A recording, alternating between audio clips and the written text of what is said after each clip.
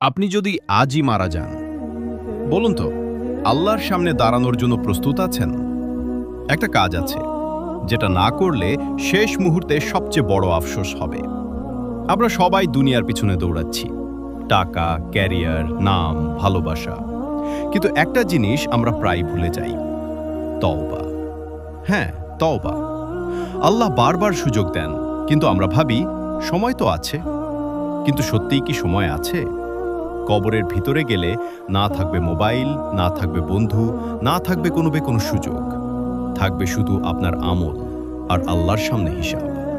ভাবুন তো, শেষ নিঃশ্বাস নেওয়ার আগে যদি মনে হয়, ইস, আমি যদি একটু আগে তওবা করতাম, এই আফসোসটাই হবে সবচেয়ে বড় শাস্তি।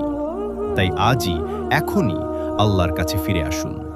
মন থেকে বলুন, হে আল্লাহ, আমাকে মাফ করে দিন। মনে রাখবেন, আল্লাহর রহমতের দরজা এখনো খোলা আছে, কিন্তু এটা চিরদিন খোলা থাকবে না। আজই তওবা করুন, দেরি হওয়ার আগে।